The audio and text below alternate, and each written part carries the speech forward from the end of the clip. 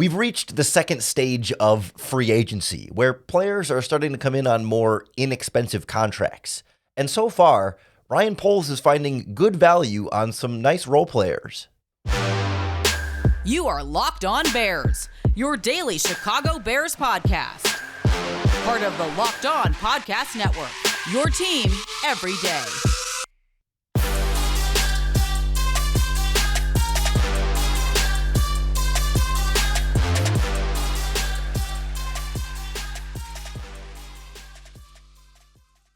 This is Locked On Bears, and I'm your host, Lorin Cox. I'm here to bring you your daily, in-depth Chicago Bears news and analysis. You can follow me on Twitter at CoxSports1. You can follow the podcast on Twitter at Locked On Bears. You can like Locked On Bears on Facebook. Join the Locked On Bears Facebook group for even more Bears talk. And make sure you hit that subscribe button on the Locked On Bears YouTube channel to keep up with all of our video podcasts as well. Thanks for making Locked On Bears your first listen today. Today's episode is brought to you by Ultimate Football GM. If you've ever dreamed of becoming an NFL GM and managing your own football franchise, then this game is definitely for you. Download it for free at ultimate-gm.com or look it up on your app store. Our listeners get a 100% free boost to your franchise when you use our promo code LOCKEDON in all caps in the game's store. That's Ultimate Football GM. On the show today, we look at the latest signings from Bears general manager Ryan Poles, the more value signings in this second stage of free agency. We'll look at the new backup quarterback, P.J. Walker, and why that position matters. We'll look at the new backup tight end who might play even a bigger role than you might think in Bob Tonyan coming over from the Green Bay Packers. But we start with the running back, Donta Foreman, coming over from the Carolina Panthers. Yet another Carolina Panther making the transition to Chicago. And to me, this is perhaps the most interesting of the three signings in terms of like where and how he fits and what he replaces, right? We saw David Montgomery sign with the Detroit Lions to the behest of a lot of Chicago Bears fans that will miss David Montgomery. I certainly will miss his presence on this team. He was an easy to root for type of guy and someone who was a leading rusher on this team that really earned a lot of respect from the fan base and from the organization for how well he put his body on the line and sacrificed for this team and was a consistent engine for this team, even when things weren't going particularly well this past season and in previous years. He's gone, and in comes Donta Foreman on a one-year deal worth a little over, $3 million. And all of a sudden, it represents really good value for the production that you're getting from the running back spot. And I think it's a balance to Khalil Herbert, right? I don't think it's the perfect fit. It's not the name I would have immediately guessed the Bears were going to sign, because I think Khalil Herbert is fully capable of being the lead down, first and second down lead rusher for this team, a guy who I think has the skill set to rush for 1,000 yards if given enough carries to do so. I mean, he was leading the NFL in yards per carry last season as a running back and certainly was on pace for even more production had he had more carries, but of course was playing second fiddle to David Montgomery. I don't think Donta Foreman comes in and instantly takes all of David Montgomery's carries and puts Khalil Herbert back in that role. I think it is going to be an open competition between the two of them, and maybe it's more of a closer to a 50-50 split than what we were seeing with Montgomery and Herbert at times, assuming when both players are healthy. But it's interesting to me because Foreman is not any better than Herbert as a pass blocker or as a receiver out of the backfield. He really struggles in both of those areas, just like Khalil Herbert. And that's why I was a little bit surprised that Foreman was the running back that they went to pair with Herbert. They also, of course, signed Travis Homer earlier in the process from the Seattle Seahawks, but he's more the number 3 running back in this backfield. But Foreman is a guy that they hardly throw the ball to in Carolina or Tennessee before that, and just not a guy who's very explosive, and certainly not after the catch, doesn't have a lot of that receiving production in his career. And then as a pass blocker, really struggled last season and has struggled in general in that aspect of the game. So it's very much another runner, right? Not an all-around weapon out of the backfield, more just a runner. Now, the nice thing is, and I think sort of the reason you see this work is because it's a different style of runner. I think that's why Ryan Poles goes after a guy like Donta Foreman, because you think about Khalil Herbert, he's listed, I think, 5'9", and 205, 210 pounds. We know he's got the speed. He's got the juice. He can turn it on and go. Foreman is, 6'1", 235 pounds. He is big. He is strong. And of course, he spent a couple seasons in the Tennessee Titans offense, a very similar scheme to what the Bears run in terms of the running game, the outside zone. Of course, there he was teammates with Kari Blasingame at fullback, and I think Darrington Evans was there with him for a couple seasons as well in that backfield. So there's some scheme familiarity, and there's some personnel familiarity. Of course, Nate Davis, the new right guard that the Bears signed, also coming from that Tennessee Titans offense. This whole free agent period lately, it feels like the Bears are just taking Titans and Panthers over and over and over again. But regardless, Foreman is one where he's a good physical, strong runner, and he can be sort of the big-bodied power back, if you will. He does have some speed. He's not slow, but he's just not as explosive as Khalil Herbert. Herbert can be the explosive, and I think sort of like thunder and lightning. I mean, that's kind of the obvious one, but like Foreman is the thunder, Herbert is the lightning. But I do think it's going to be a real open competition, right? Foreman comes in this season on a $3 million contract with more rushing yards last season than David Montgomery. He's clearly capable of being that lead every down back, but a 1 year, $3+ million deal is not guaranteeing Foreman is the guy to make sure he's getting all the lead carries and Herbert is going to be purely second fiddle there. I really think it's going to be, the hot hand. It's going to be kind of what the matchups dictate, certainly down and distance situations. I would imagine in the red zone at the goal line, Foreman is probably going to vulture some of those touchdowns in terms of, if you're thinking from a fantasy football perspective, who's going to get the touchdowns. I would guess when they get on 3rd and short, 4th and short, or at the goal line, you're probably going to give it to the 235-pound back as opposed to the 210-pound, 5'9" running back. Not that Herbert can't run physically and run hard, but I think when they get into those situations, that's the kind of thing where you're going to see their roles differentiate a little bit more. And who can then step up in the passing game? Who can improve more as a blocker? Who can improve more as a receiver?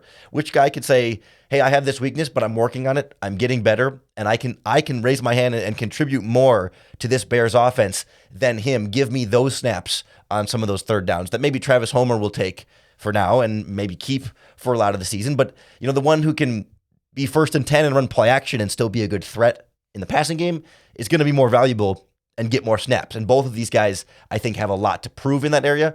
But I think it's good value to get a running back who produced at David Montgomery levels last season for $3 million, as opposed to a big contract that a team like the Lions handed to David Montgomery that the Bears weren't willing to spend up on. I also was glad to see the team invest more at the tight end position, not in any way a knock or a slight or a reflection on Cole Kmet or how they feel about Cole Kmet, but just to add more talent where you can, get good value on that talent where you add it. And I also think check a couple of boxes off of Luke Getsy's wish list. We'll look at Bob Tonyan's fit in Chicago and why it might not be exactly what you think based on kind of his reputation in Green Bay. Next on Locked On Bears. The Locked On Bears podcast is brought to you by our friends at Ultimate Football GM. We've been talking about this mobile game app for a little while now, and if you've ever thought you'd make a good GM, you got to give this game a try because it puts you in complete control of your own franchise. You are handling every aspect, in-season, off-season, NFL draft, free agency. Can you find good value free agent signings like a Donta Foreman, like a Robert Tonyan, a P.J. Walker, those kind of free agents that aren't the big-ticket guys but really help hold your franchise together? If you think you can do better, Ultimate Football GM is the place to do it in a challenging and realistic game world. It's completely free and playable offline, so you can play as you want, when you want, wherever you are. Locked On Bears listeners get a free 100% boost to your franchise when you use our promo code LOCKEDON in the game's store. That's all caps, Locked On. So make sure to check it out today. To download the game, just visit ultimate-gm.com or look it up on your app store. That's ultimate-gm.com. Ultimate Football GM. Start your dynasty today. The Bears had room to improve the number 2 tight end position. And it shouldn't come then as a big surprise that they go out and get another former Green Bay Packer weapon for Luke Getsy, who coached him up in Green Bay. Tonyan, also a local Illinois product, of the area, and grew up a Bears fan and said in his press conference, that he always envisioned himself as a Chicago Bear. So that helps too. But right, when we think of Robert Tonyan, his nickname up there is Big Bob Tonyan because, it's fairly self-explanatory. They also call him Tonka, I believe, like Tonka truck, because he's, 6'5" and 240 pounds or whatever it might be. And we remember a few years ago in Green Bay, he had that big season with 11 touchdowns. He was just a red zone scoring machine for them, had 50 catches for almost 600 yards that season, and was, looking like kind of a sneaky, productive tight end. Not going to confuse anybody for Travis Kelce or even Rob Gronkowski, but there's some meat on the bones there. There's some production to be had with him. And I don't know, I kind of feel like because he gets the nickname, Big Bob Tonyan, that he's got this reputation as like a guy who's like a good blocker and a good like physical tight end. But I want to make sure everyone is clear that this is much more of a pass catcher. This is much more of a Jimmy Graham style of tight end. Not by no means am I comparing their physical skill, their actual like speed and the ability that Jimmy Graham had in his prime. No, but for a comparison, when we think back to the Matt Nagy like Cole Kmet, Jimmy Graham dynamic, Bob Tonyan is much more in the Jimmy Graham style of tight end than purely the Cole Kmet style of tight end. When you look at how Robert Tonyan was used in the Packers offense, like he was the receiver, Mercedes Lewis was the blocker.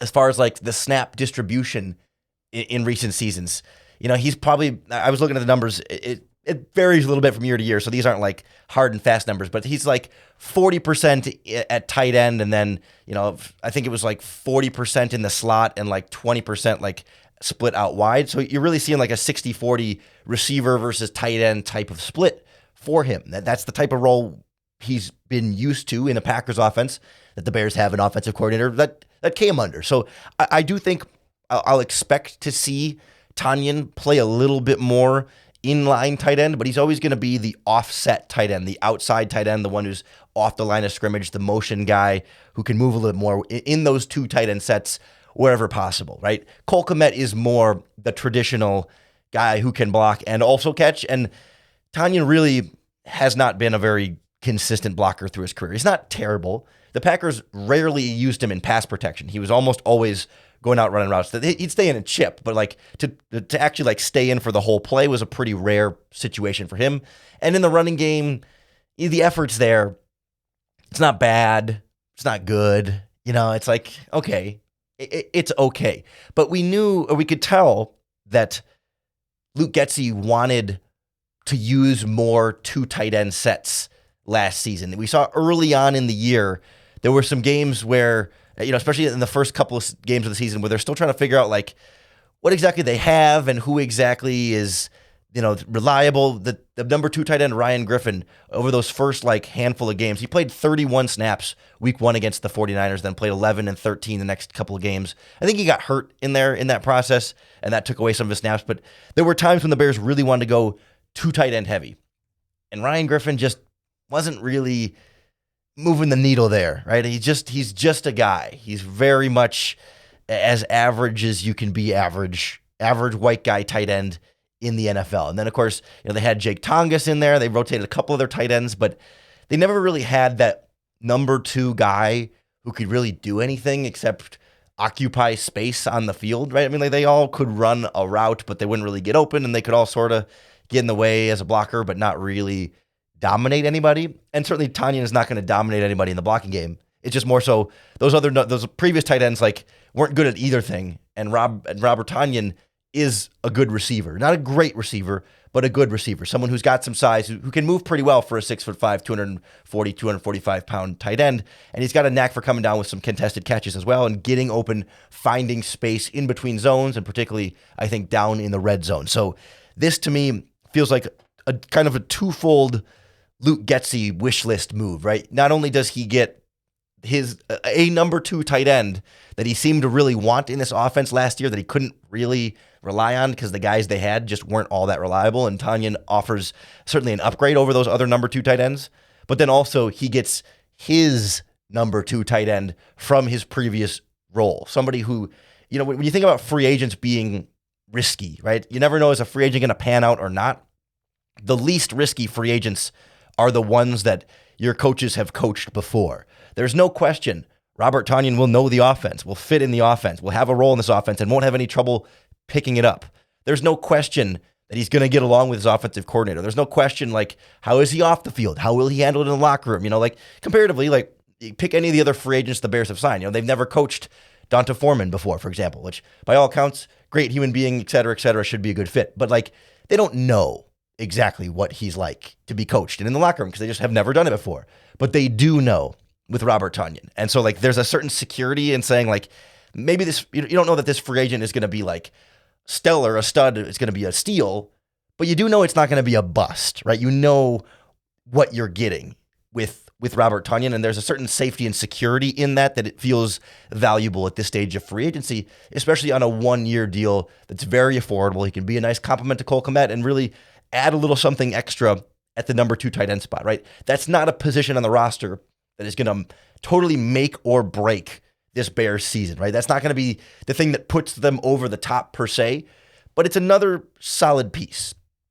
It's another key in this operation here, another gear on the machine here that keeps things spinning. It's another option for Justin Fields. And also, in a worst case scenario where Cole Kmet is injured and has to miss any amount of time this season, you feel like Tonyan can be enough of a receiving threat. I mean, he's had seasons close to the kind of numbers that Cole Kmet's put up, that they don't have the same skill set in terms of blocking or whatever, but like he can plug into a bigger role if you need him to, and it's a luxury to have as a number 2 tight end. And if you can get that on a cheap, affordable contract like this, absolutely. Sign me up for good value for safe, reliable, dependable players like Robert Tonyan. I don't think there's any downside to a deal like that for the Bears.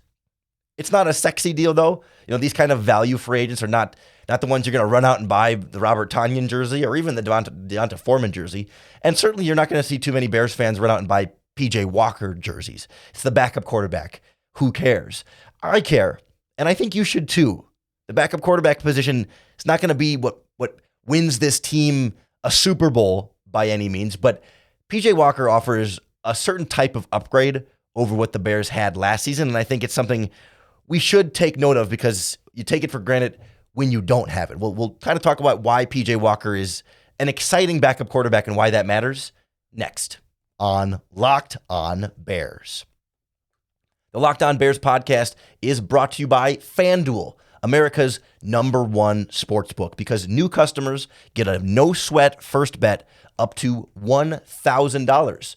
That's free money back to you in bonus bets if your first bet doesn't win. Just download the FanDuel Sportsbook app. It's safe, secure, and super easy to use. Maybe some of your March Madness bets end up getting your bracket busted that way. Hey, if you get it wrong, no worries. FanDuel will get that no-sweat first bet to get that cash right back to you so you can keep playing and having fun. You can bet on the NFL Draft, XFL football futures for this next season, NBA playoffs right around the corner. All of your sports betting needs are right there at FanDuel. So don't miss your chance to get your no-sweat first bet up to $1,000 in bonus bets when you go to FanDuel.com/lockedon. That's FanDuel.com/lockedon to learn more.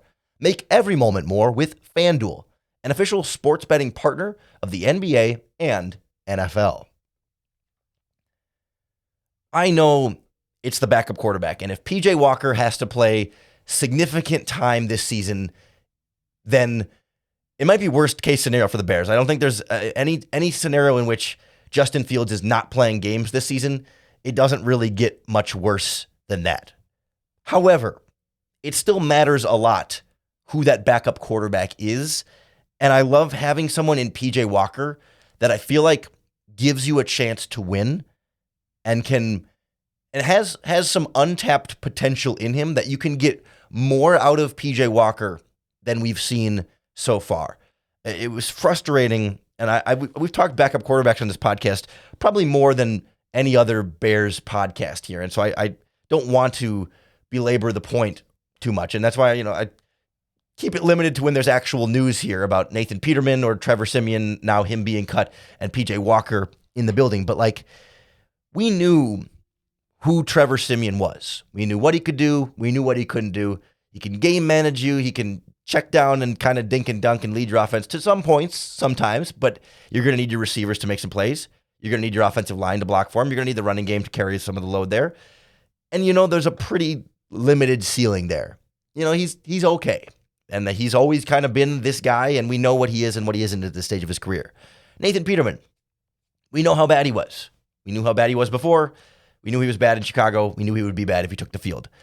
So why give quarterback roster spots to guys that what they are and what they aren't? They can game manage, and that's great, but there's 40 backup quarterbacks out there that can do what Trevor Siemian does, that can do what Nathan Peterman does. There's probably 100 quarterbacks that can do what Nathan Peterman does. But P.J. Walker has a little bit of something extra. And it feels like if P.J. Walker has to come into a game, you might just see something special. You're not expecting to see something special. You know, it's not going to happen every time, but you know he's capable of some really great throws. And you never know if he has to get put in a situation if he can give you something like that. Now, obviously, he's not nearly consistent enough, or else he would be a starting quarterback somewhere, right?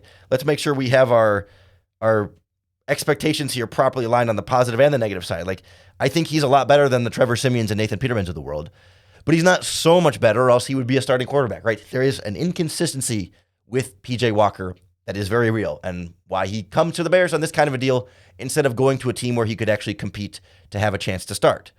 But between what we saw from him in the XFL, where he lit it up on fire, and what we saw from him at times with the Carolina Panthers, like, P.J. Walker has had some games and has had some moments and really has shined in a way that looks like it can produce at the NFL level. Like, he was the XFL passing leader in 2020, led them in touchdowns as well. And this past season, he had a couple of really stellar games with the Panthers. He also had a couple really bad games, right? There is inconsistency to P.J. Walker. But if he has to come into the game, it feels like there's some untapped potential in there. Like, he can turn it on, and you know you can get a great game out of him. You know, it's in there. You might not get it, but you know it's a possibility.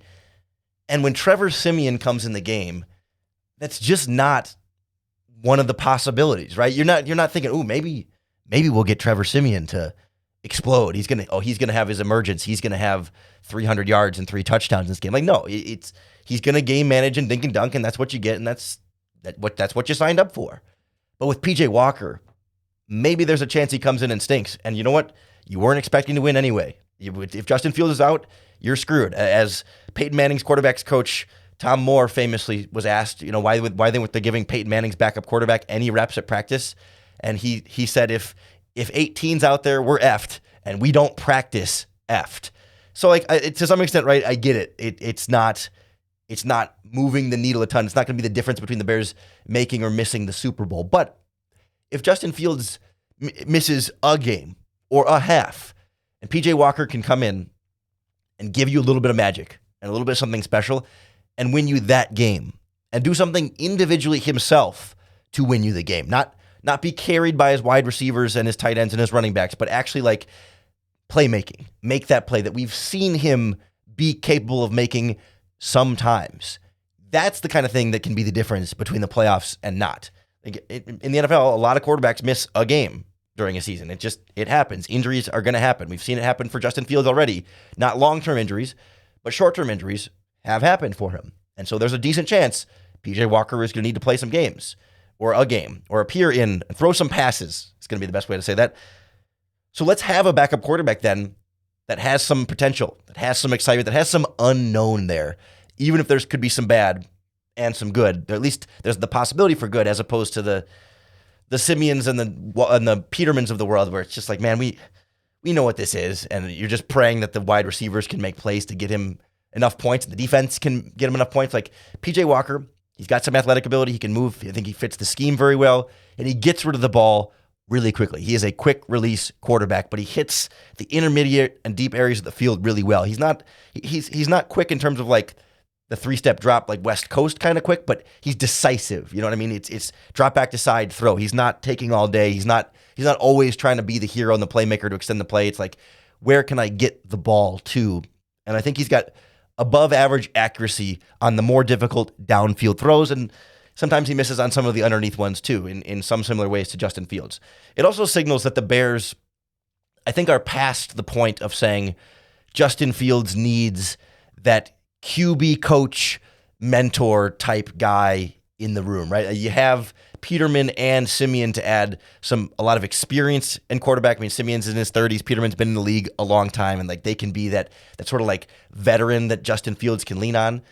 P.J. Walker's 28. I mean, he's not young, but he's relatively inexperienced. He's not that much more experienced than Justin Fields. And this is a sign from the Bears organization saying, no, we don't need the old guy backup quarterback who could be the coach in the room with him. We can actually get a backup quarterback who has some similar stylistic things to him and also gives us a better chance to win if we need him to be in the game. That's why I like the P.J. Walker backup quarterback signing. And I like P.J. Walker as a quarterback too. He's fun.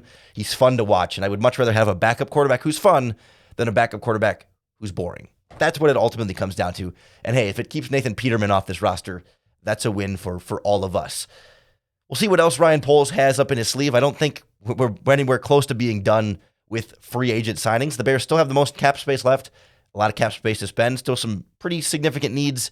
Right tackle, defensive line, maybe another cornerback. I think more free agent moves are going to come.